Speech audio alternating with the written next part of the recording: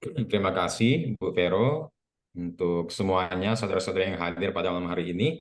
Selamat malam dan terima kasih sekali lagi diberi kesempatan untuk sharing di uh, persekutuan doa ini, komunitas ini, Love Praying Family. Suatu sukacita bagi saya diberi kesempatan untuk menceritakan tentang hidup dan inspirasi kekudusan dari Bapak pendiri dari Ordo, di mana saya yang menjadi salah satu juga menjadi anggota dari Ordo ini, Ordo Pewarta. Jadi terima kasih kepada Love Praying Family untuk kesempatan berbagi tentang hidup dan inspirasi dari Santo Dominikus de Guzman, Bapak pendiri dari Ordo Pewarta. Untuk 45 menitan ke depan ini, saya akan memberikan gambaran singkat tentang Santo Dominikus de Guzman, di mana saya menggarisbawahi Santo Dominikus sebagai seorang pewarta. Sekali lagi, Santo Dominikus adalah Bapak pendiri dari Ordo Pewarta atau Ordo Pengkhotbah. Dia adalah seorang kudus yang mendapat julukan sebagai Joyful Friar, seorang uh, imam, seorang biarawan, pendiri dari suatu ordo yang penuh sukacita, dan ia juga adalah seorang pewarta, pewarta rahmat, rahmat yang adalah Allah sendiri. Seringkali untuk mendefinisikan atau menggambarkan siapa itu Santo Dominikus, Santo Dominikus adalah seorang yang, dalam bahasa Inggrisnya, speaking to God and speaking about God. Berbicara kepada Allah, mengantarkan segala keluh kesah, segala tangisan, segala cerita dari semua umat yang ia jumpai sepanjang hari. Ia bawa ini sebagai bentuk doa, dan dalam doanya ia berbicara kepada Allah, ia sampaikan kepada Allah, speaking to God. Kemudian dalam perbincangannya bersama Allah, Dominikus membawa buah-buah percakapan ini, kedalaman dari perbincangan rohani ini, speaking about God, kepada setiap orang yang ia jumpai.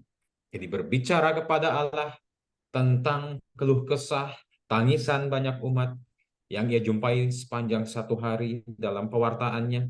Kemudian berbicara dengan Allah dan membawa dan memberikan buah-buah perbincangan ini, buah-buah doa ini kepada semua umat, setiap orang yang ia jumpai. Nah, ini bisa menjadi model kehidupan rohani kita. Apakah kita hanya berbicara kepada Allah satu arah saja? Apakah buah-buah doa kita hanya satu arah saja? Tuhan, ini keluh kesahku, Tuhan, ini masalahku. Tetapi apakah kita mau membagi buah-buah kontemplasi kita, buah-buah doa kita, kedalaman doa-doa kita, kedalaman pergulatan iman kita kepada saudara-saudari kita yang kita jumpai sepanjang hari dalam keluarga kita, dimanapun kita berada. Nah, ini model dari Santo Dominikus yang bisa kita pakai dalam perjalanan kehidupan rohani kita. Speaking to God and speaking about God. Nah, saya sudah mempersiapkan presentasi singkat, PowerPoint tentang Santo Dominikus. Nanti kalau ada pertanyaan tentang sharing yang saya sampaikan ini bisa ditanyakan di bagian terakhir. Oke. Santo Dominikus de Guzman, pewarta rahmat yang penuh sukacita. Saya mau mengajak saudara-saudara sekalian untuk mengenal lebih dekat siapa itu Santo Dominikus de Guzman. Santo Dominikus de Guzman juga disebut sebagai San Dominikus dari Calorwega. Nah, Calorwega itu apa? Calorwega adalah nama tempat kelahirannya Santo Dominikus, di mana di Spanyol. Oke. Santo Dominikus lahir sekitar tahun 1170 di Calorogo, sekarang namanya menjadi Calorwega. Nah, kalau Bapak Ibu coba cari Calorwega, biasanya ada muncul dua.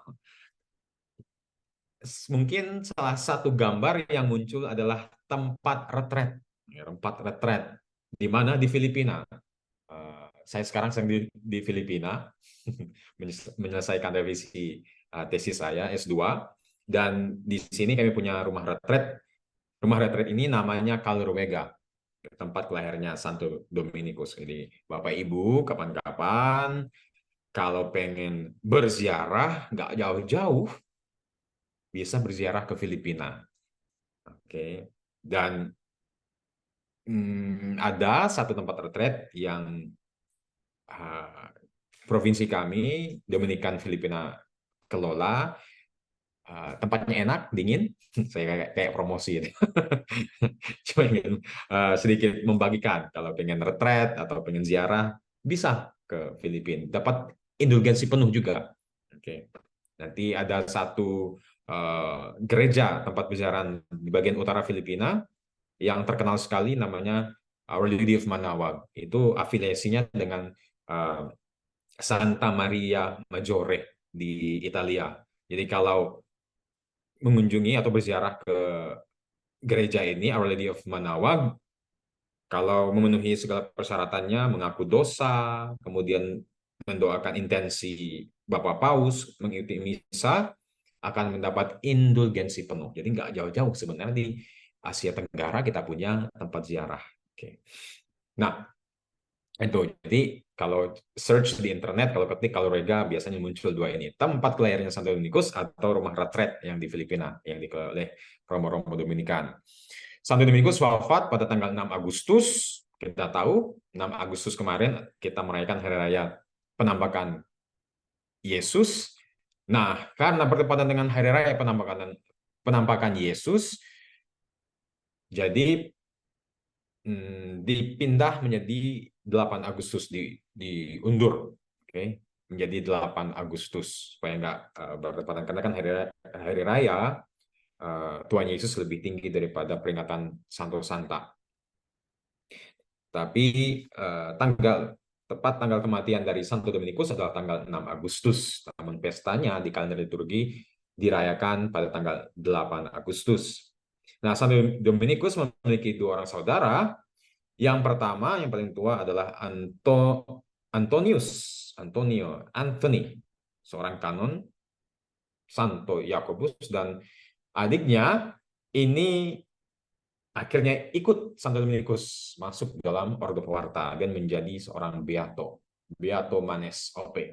Nah, orang tua dari Santo Dominikus bernama ayahnya Felix de Guzman dan ibunya seorang beata, Joan de Azar. Ayahnya adalah tuan rumah bangsawan di desa dan ibunya juga dari bangsawan setempat. Jadi Santo Dominikus ini berasal dari keluarga bangsawan.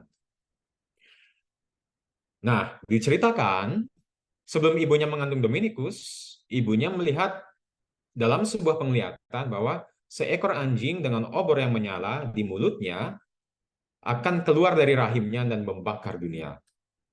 Belakangan, ibunya melihat bulan di dahinya. Namun pada pembaptisannya, ibu baptisnya melihatnya sebagai bintang. Nah, kalau Bapak Ibu melihat ikonografi atau lukisan-lukisan tentang Santo Dominikus, biasanya ditemukan ada bintang di dahinya dan kemudian ada anjing yang membawa atau menggigit obor yang menyala. Nah, ini mengartikan siapa itu Santo Dominikus. Oke, Dominikus. Para pengikut Santo Dominikus disebut dalam bahasa Latin Dominicanes.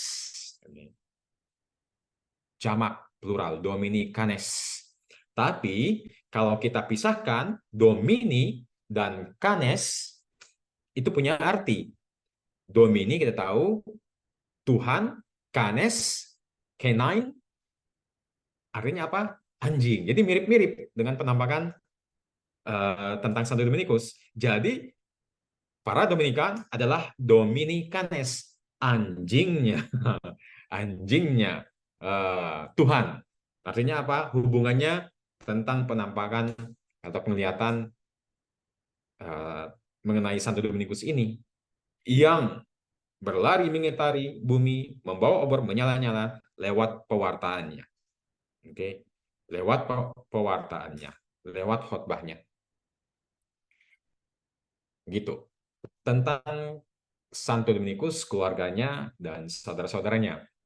Dan ketika masih kanak-kanak, Dominikus dikirim ke saudara laki-laki ibunya untuk menerima pengajaran selama 7 tahun. Oke, intensif 7 tahun. Pamannya adalah seorang pastor paroki di Gumiel, di Izon. Bahkan sebagai seorang anak, Dominikus menghindari permainan dan menyangkal kenyamanan tempat tidur untuk tidur di lantai. Jadi, Santo Dominikus ini dari kecil aja udah belajar dan menghidupi cara hidup yang begitu sederhana.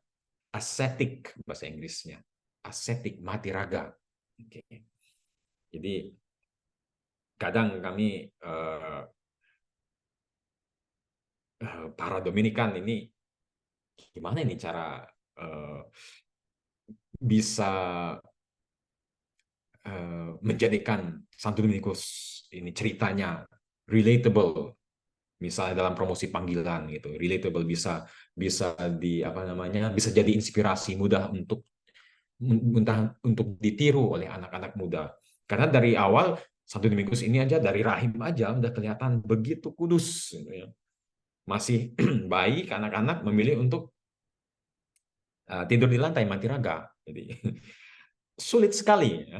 Rata-rata dari kita untuk bisa kudus dari kecil, dari bayi itu biasanya sangat-sangat sulit. Oke. Makanya kadang misalnya yang bisa untuk ditiru atau menjadi inspirasi itu Santo Santa, ya mungkin ketika masa kecilnya atau masa mudanya itu mengalami kejatuhan-kejatuhan, misalnya Ignatius dari Loyola, pendiri Serikat Yesuit, atau misalnya Santo Agustinus atau Santo Santa lainnya. Tapi kalau Santo Dominikus, aduh kayaknya sulit sekali, karena dari kecil aja, dari bayi aja udah kudus kayak gitu. Puji Tuhan kalau anak-anak Bapak Ibu di sini dari kecil udah kudus. Tapi sekali lagi, ini kita bisa lihat mengapa Santo Dominikus memang adalah seorang yang terpilih. Ia dari orang tuanya saja sudah diajarkan bagaimana Dominikus ini bisa menjadi seorang pengikut Kristus yang sejati. Dan kemudian pada tahun 1184, pada usia yang ke-14 tahun, Dominikus masuk Universitas di Palencia, di Kerajaan Leon. Sekitar waktu itu terjadi kelaparan yang parah. Dan untuk memberi sedekah kepada orang miskin, dia menjual harta miliknya, bahkan buku-buku beranotasinya yang berharga. Nah, Bapak Ibu, buku-buku yang beranotasi, yang punya catatan di pinggir, di margin itu, lebih mahal dari buku-buku yang tanpa ada anotasi, tanpa catatan. Karena ini komentar-komentar. Ini Santo Dominikus adalah seorang yang pintar. Jadi kalau ada buku yang ada anotasinya, tulisan-tulisan, komentar-komentar di samping-sampingnya, di marginnya itu harganya bisa naik. Dan untuk beli buku pada zaman Santo Dominikus, itu aja udah mahal sekali. Oke, seperti membeli, mungkin ya perbandingannya, mungkin beli uh, apa ya, mungkin satu buku, mungkin satu HP yang smartphone yang mahal seperti itu. Kenapa? Karena buku pada waktu itu gede dan dari kulit juga ininya, covernya itu. Bahkan uh, ukurannya gede, dan sekali lagi tulisan-tulisan di dalamnya itu menambah uh, upgrade gitu, atau harga atau nilai dari buku tersebut, apalagi ada anotasi. Tetapi Santo Domingus mengatakan, untuk apa menyimpan kulit mati dari buku-buku ini? Karena sekali lagi buku-buku pada saat itu dibuat dari kulit, padahal di depan matanya sendiri, di sekitarnya, ada kulit hidup yang sedang kelaparan. Jadi untuk apa menyimpan kulit mati dari buku-buku ini apabila kulit hidup kurus kering, kelaparan, yang harus dibantu. Jadi apa yang dilakukan oleh Santo Dominikus, menjual segala harta miliknya termasuk buku-bukunya. Oke. Tetapi sekali lagi Santo Dominikus ini bukan hanya seorang yang memberikan segalanya kemudian selesai habis seperti itu. Ada cerita lanjutannya. Santo Dominikus sebenarnya membentuk atau mendirikan social center, itu istilahnya sekarang ya, pusat gerakan sosial di mana bukan hanya habis dijual segala harta benda, tetapi harus sustainable, oke, berkelanjutan. Jadi bantuan yang diberikan ini harus berkelanjutan. Oke, ada senternya. Jadi diorganisir sebaik mungkin supaya aksi sosial ini terus berjalan dengan baik. Jadi nggak habis sekali dijual aja. Nah, topik atau tema pada malam hari ini sengaja saya ambil dari doa panggilan di buku doa kami yang menjelaskan siapa itu Santo Dominikus, Joyful Friar, okay. Seorang biarawan, seorang imam yang penuh sukacita, grace-filled preacher, seorang pewarta yang dipenuhi rahmat, okay. Jadi pewarta rahmat. Jadi Santo Dominikus adalah seorang yang penuh sukacita karena apa? Karena ia mewartakan Sang Sabda, rahmat itu sendiri.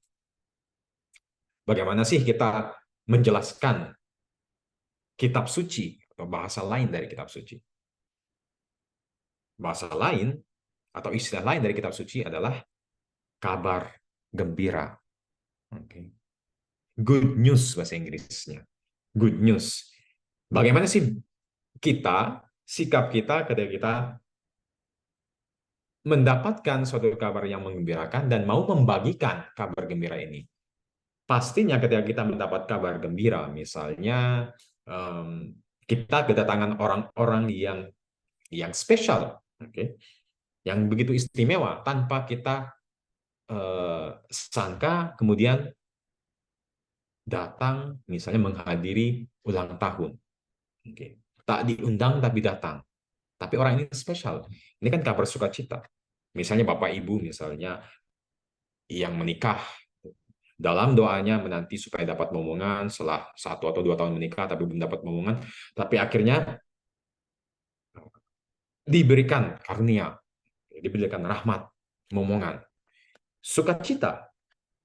Jadi sang pewarta haruslah mengalami kedekatan dengan sabda kehidupan ini, sabda sukacita. Karena yang diwartakan adalah kabar baik, good news. Jadi Santo Dominikus sungguh-sungguh punya relasi yang begitu dalam dengan kitab suci, dengan sang sabda. Sabda yang bukan hanya ditulis, yang bisa dibaca, tapi sabda yang menjadi daging. Inilah sumber sukacita dari Santo Dominikus. Nah, kita melanjutkan cerita kehidupan Santo Dominikus, bagaimana ia digambarkan sebagai seorang pewarta yang penuh sukacita. Oke. Tapi kita harus lihat kondisi dari Eropa pada abad ke-13, masa di mana Santo Dominikus hadir dan berkarya. Ternyata Eropa pada abad ke-13 atau pada abad pertengahan ini bukan suatu era atau suatu masa yang cemerlang. Oke. Nggak 100% cemerlang. Meskipun kita tahu di abad pertengahan mulai bermunculan pusat-pusat studi, misalnya Universitas di Bologna, Valencia, di Prancis, dan sebagainya. Kemudian karya-karya seni yang luar biasa di abad pertengahan, teolog-teolog yang luar biasa di abad pertengahan. Tapi di abad pertengahan juga gereja mengalami kebobrokan, gereja mengalami krisis yang signifikan. Oke. Situasi di abad ke-13, sekali lagi, di pusat-pusat kota sudah muncullah pusat-pusat studi, karena sebelumnya proses pembelajaran, belajar mengajar itu terjadi di biara-biara, monastery. Para pertapa. Para pertapa ini yang mereka yang merekam, menulis ulang mungkin tulisan-tulisan yang ditulis oleh para pemikir. Jadi kalau mau belajar itu ya harus ke monastery, pusat-pusat pertapaan, dan itu jauh. kadang di gunung atau kadang di tempat-tempat yang sangat-sangat sulit dijangkau. Tetapi akhirnya pusat-pusat studi lahir dan tumbuh di pusat-pusat kota. Konsekuensinya apa? Oke. Konsekuensinya adalah kaum awam akhirnya punya akses untuk belajar di pusat-pusat studi ini, di universitas-universitas ini. Nah, masalahnya bukan memunculkan sesuatu yang positif, tetapi kelihatan pada saat itu kebobrokan beberapa uh, oknum gereja. Oke. Mengapa? Karena pada saat kaum awam sudah berpendidikan tinggi, sudah mulai kritis, sudah mulai bisa berpikir secara mandiri, kelihatan ketidaksiapan para kaum tertabis. Oke.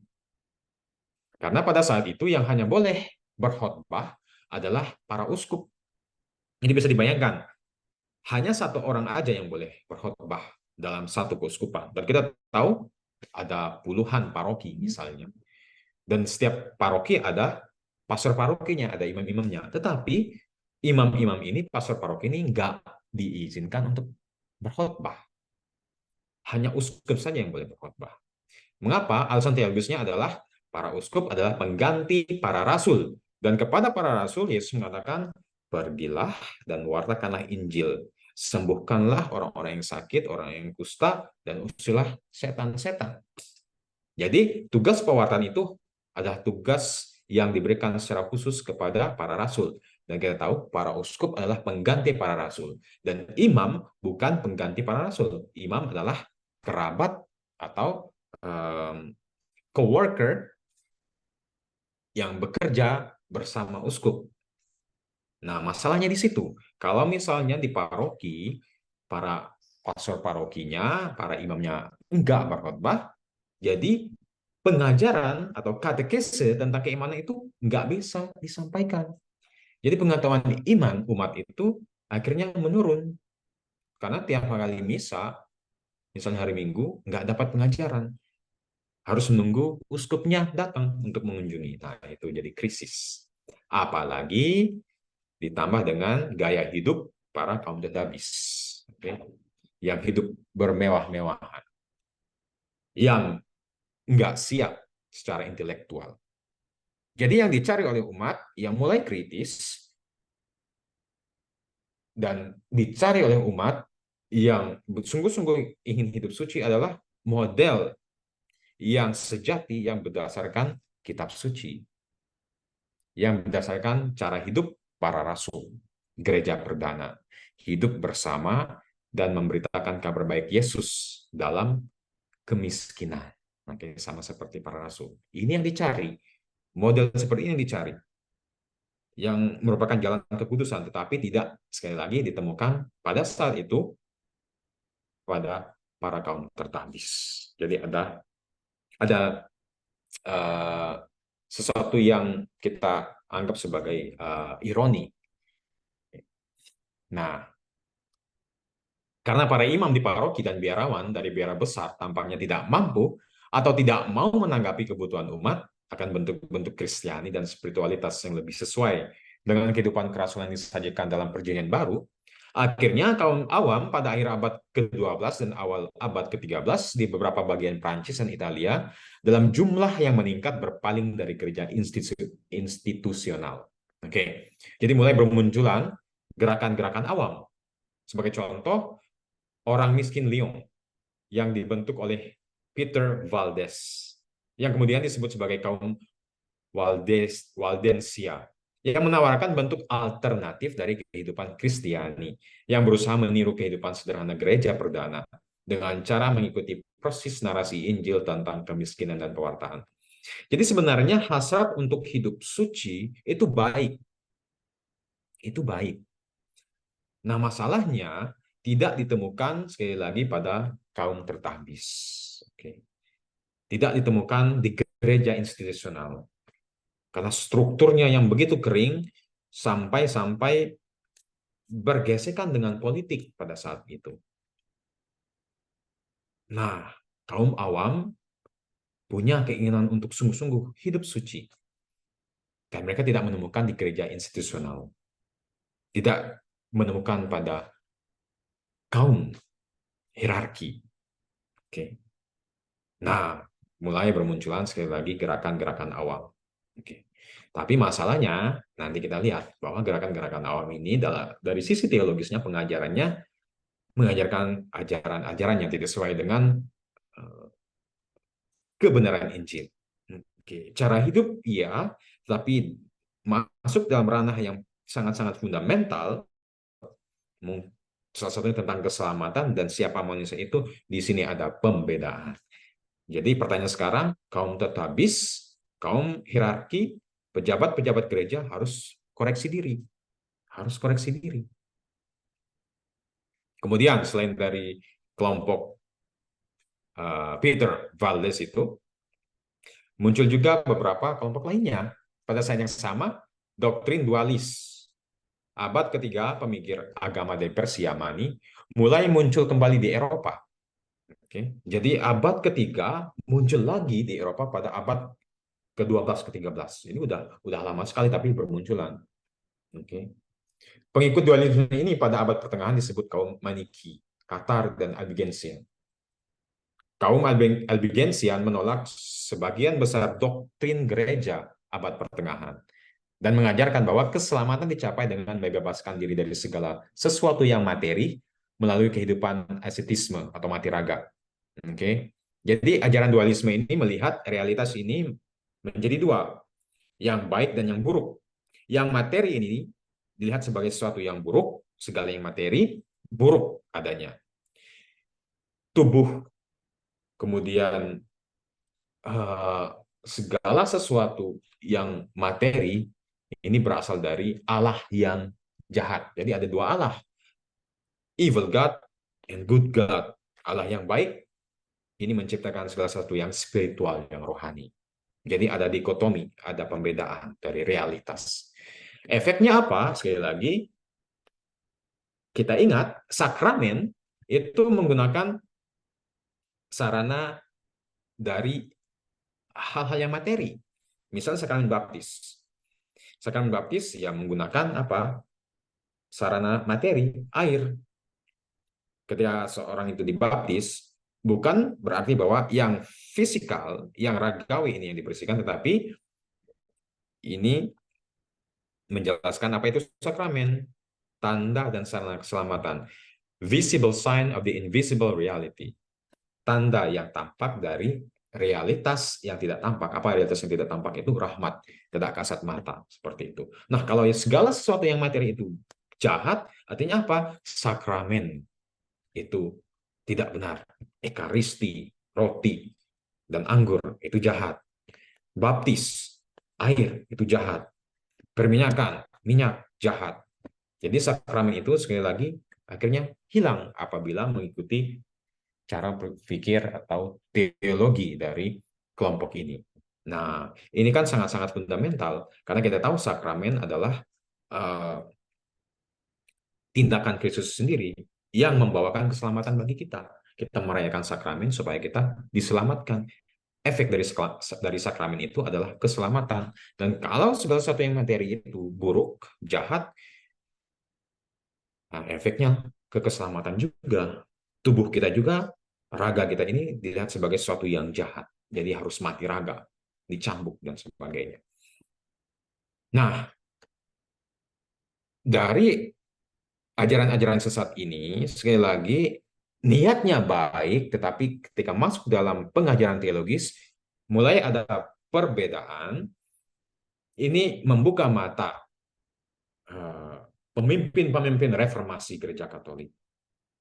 Salah satunya adalah Santo Dominikus, dan yang salah satu lagi adalah Santo Fransiskus. Oke. Diceritakan Santo Dominikus dan Santo Fransiskus ini ketika mereka ke Roma mau mengusulkan untuk kedua organ mereka ini, yang mereka dirikan ini disetujui oleh tahta kepausan, mereka akhirnya bertemu di Roma. Jadi pernah ceritanya Santo Fransiskus mengajak Santo Dominikus Oke, gabung aja para pengikutmu, kita bentuk satu ordo. Nah, jadi ceritanya seperti itu. Hampir ya ada satu fusion gitu, dua ordo ini. Tapi ya sekali lagi kepada setiap tarekat, kepada setiap orang, kepada setiap ordo diberikan rahmat masing-masing. Ordo Santo Franciscus, ordo besar, Santo Dominikus punya ordo yang besar juga. Tapi kita lihat para pendiri kedua ordo ini adalah mereka yang memiliki cara uh, cara untuk menanggapi krisis pada masa tersebut. Jadi muncullah kelompok-kelompok tarekat religius baru, para pendiri tarekat atau kongregasi ordo baru yang berfokus kepada reformasi, yang berfokus kepada membantu umat untuk melihat kebenaran. Jadi cara hidup dari para pendiri ini, Santo Franciscus, kemiskinan kita tahu, Santo Dominikus juga menghidupi secara sungguh cara hidup para rasul, apostolic life, vita apostolica. Makanya dua ordo ini disebut sebagai mendicant orders. Mendikasi, kemiskinan. Oke.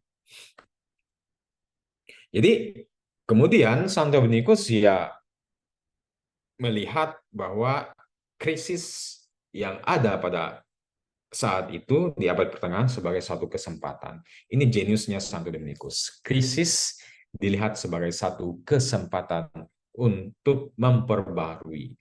Krisis dilihat sebagai satu kesempatan untuk menciptakan solusi. Oke, untuk menciptakan solusi.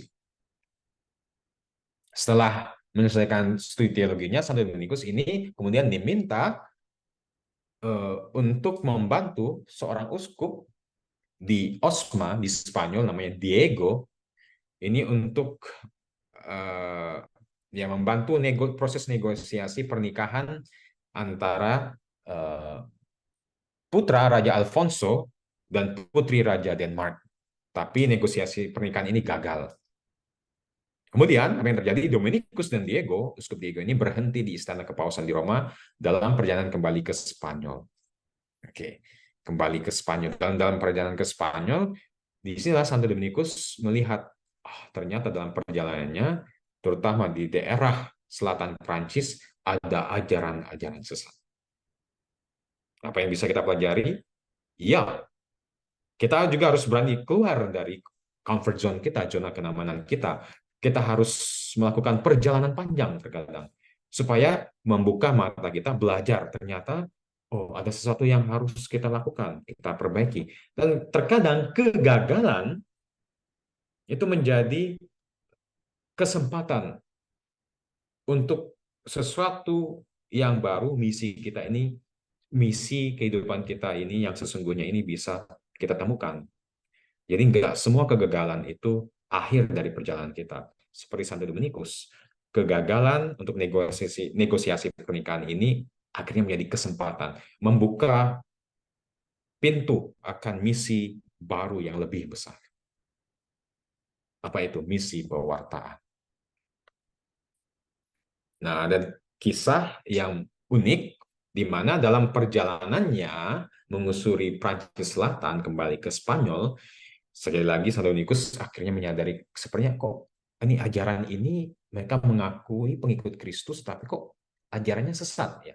Dualisme tadi. Ada pembedaan antara Allah yang baik dan Allah yang buruk. Mereka berusaha untuk hidup suci tetapi kok rasanya bukan rasa Katolik seperti itu. Ya, kemudian sekali lagi Santo Dominikus menyadari, oh ternyata ini ajaran sesat. Tetapi Santo Dominikus bukan seorang yang garang, yang judgmental, yang menghakimi. Ada satu kesempatan di mana Santo Dominikus ini berbincang-bincang dengan seorang pemilik penginapan semalam suntuk. Oke. Santo Dominikus berdiskusi panjang lebar dengan pemilik penginapan tentang iman yang benar dari sore hingga larut malam. Bisa dibayangkan, kalau seseorang ini mudah menghakimi, Santo Dominus mengatakan, ini salah, salah, kamu seperti ini, kamu seperti iman seperti ini, nggak benar, bla, bla, bla, ini yang benar. Nggak akan ada conversion, nggak akan ada pertobatan dari seorang pemilik penginapan ini yang adalah pengikut dari ajaran sesat ini. Tapi sikap Santo Dominikus adalah Listen first, dengarkan dulu. Mungkin Santo Dominikus belajar juga, dan memang ia belajar dari pemilik penginapan ini. Meskipun seorang pemilik penginapan ini adalah anggota dari ajaran sesat ini. Jadi ada dua bentuk conversion di sini dari percakapan yang panjang lebar ini dari sore sampai larut malam subuh. Conversion, kehidupan baru, renewal, pembaruan yang dialami oleh kedua-duanya. Ya dalam percakapan kita tentang keimanan bagaimana, apakah ada conversion antara yang menjadi lawan bicara kita dan kita juga. Santo Dominikus mengalami hal seperti ini. Conversion, pembaruan dialami oleh pemilik penginapan ini berbalik kepada gereja yang benar, dan Santo Dominikus kemudian mengalami renewal, conversion. Dia memiliki visi baru, misi baru, tergerak hatinya oleh belas kasihan dan menyadari ketidaktahuan besar tentang iman yang ada. Ini menjadi kesempatan. Santo Dominikus mengatakan, akhirnya perlu para pewarta yang bisa menjelaskan dan membela iman yang benar. Jadi perbincangan kita tentang keimanan ini apakah membantu kita juga seperti itu. Santo Dominikus dia mendengarkan, dia nggak ngejudge dulu, tapi ya pelan-pelan mengajari dan belajar juga. Apa yang kurang? Ada kesempatan dari krisis ini. Akhirnya Santo Dominikus ini melihat kesempatan ini untuk mendirikan kelompok pewarta, dan ia mulai dengan membentuk keluarga pewarta kontemplatif. Jadi Santo Dominikus akhirnya mulai dengan menyusun suatu kelompok wanita albigens yang bertobat, yang kembali ke gereja Katolik, dan kemudian membentuk komunitas pertama para pengikut Santo Dominikus. Ini suster-suster pertapa. Jadi suster pertapa ini adalah komunitas pertama yang didirikan oleh Santo Dominikus di Prui. Dan kami, saudara-saudara Dominikan, menyadari pentingnya suster-suster pertapa ini, kontemplatif. Karena mereka yang mendoakan pewartaan kami, keberhasilan pewartaan dari seorang Romo Dominikan ini juga sangat-sangat ditentukan atau berasal dari doa seorang suster pertapa. Jadi seperti suster pertapa ini, the powerhouse, seperti itu, generatornya, dari pewartaan seorang Dominikan, kontemplatif, aktif. Kemudian setelah 10 tahun setelah didirikannya komunitas pertama, suster-suster pertapa ini, Santo Dominikus mengusulkan untuk mendirikan ordo pewarta yang pria. Yang pria. Jadi pada tahun 1215 mulai proses untuk pengusulan dan kemudian persetujuan dari Takhta Suci berdirinya Ordo Pewarta. Secara resmi Ordo Pewarta ini didirikan pada tahun 1216. Namun pada saat itu konsili Lateran baru saja selesai dan dikatakan hanya boleh memilih dari regula-regula yang ada. Jadi Santo Dominikus nggak diperbolehkan untuk mendirikan regulanya sendiri. Jadi hanya boleh memilih satu saja yang sudah ada. Santo Dominikus akhirnya memilih regula Santo Agustinus. Mengapa? Karena Santo Dominikus adalah seorang kanon reguler. Seorang kanon reguler ini adalah seorang imam projo yang hidup dalam satu komunitas berdasarkan regula Santo Dominikus. Berdasarkan regula Santo Agustinus. Kemudian 1216 Paus Honorius ketiga menyetujui berdirinya Ordo Pewarta. Ordo Pewarta.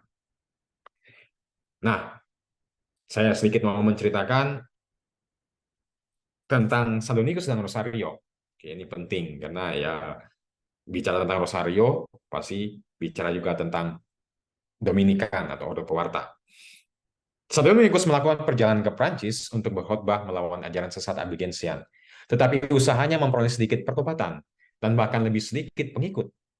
Pada tahun 1208, dia pergi ke hutan dekat Toulouse, Prancis untuk berdoa, memohon kepada Tuhan untuk menyediakan apa yang dia butuhkan untuk mengatasi ajaran sesat Albigensian. Catatan kuno memberitahu ke kita bahwa setelah 3 hari berdoa dan berpuasa, 3 malaikat muncul di langit bersama dengan bola api.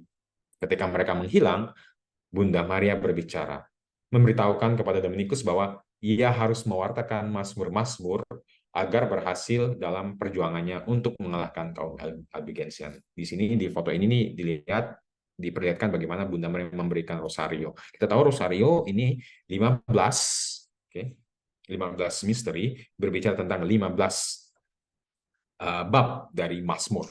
Oke. Jadi kisah bagaimana rosario ini menjadi senjata untuk melawan ajaran sesat Albigensian dan berhasil. Jadi Rosario identik sekali dengan Santo Dominikus dan Ordo Pewarta Dominikan. Nah, sukacita Santo Dominikus ini seringkali dimunculkan dengan bagaimana meskipun ia harus mewartakan bertemu dengan lawan-lawannya dari ajaran sesat ini, kaum ajaran sesat ini, tapi Santo Dominikus tetap penuh sukacita. Santo Dominikus suka menyanyikan lagu-lagu seperti Ave Maris Stella dan Veni Creator. Dan pada saat doa ofisi, okay, doa brevir, Santo Dominikus terkadang jalan-jalan itu di kapel itu, kiri kanan dari sisi ke sisi, memberi semangat, okay, seperti seorang konduktor itu kepada para pengikutnya, para frater. Fortiter, fortiter, berani dengan keyakinan yang lebih besar, semangat lagi para frater. Suaranya lantang seperti itu. Jadi Santo Dominikus adalah seorang bapa yang penuh sukacita. Oke. Makanya joyful friar. Oke. Tidak lama kemudian Santo Dominikus menarik pengikut baik suster maupun biarawan yang dibentuknya menjadi Ordo Pewarta. Jadi pernah di Filipina kami mengusung satu tema untuk promosi panggilan mengatakan lainnya seperti ini. Joy is our preaching, preaching is our joy. Sukacita adalah pewartaan kami, dan mewartakan adalah sukacita kami. Jadi dari kisah hidup Santo Dominikus, bagaimana kita bisa belajar untuk mendekatkan diri kita dengan kitab suci, karena pewartaan kita berasal dari pembelajaran iman kita, dari kitab suci, dari ajaran-ajaran magisterium, tradisi, dan sebagainya, dan relasi kita dengan Sang Sabda, ini yang memberikan sukacita dalam hidup kita. Speaking to God, speaking about God, kita boleh berkontemplasi dan kita membagikan buah-buah kontemplasi kita kepada setiap orang yang kita jumpai. Dan kita bisa belajar untuk mendengarkan ketika kita mewartakan kebenaran. Bagaimana sikap kita? Santo Dominikus mengajarkan, ops, jangan judgmental, listen, listen. Kita bisa belajar bahkan dari lawan bicara kita. Dan semoga setelah berbincang-bincang ini ada pertobatan dari lawan bicara kita, dan kita juga sikap cara berpikir yang baru. Oke, jangan sampai kita justru menghilangkan kesempatan ini, menghilangkan lawan bicara kita ini untuk mendapatkan sabda kebenaran dari apa yang kita imani.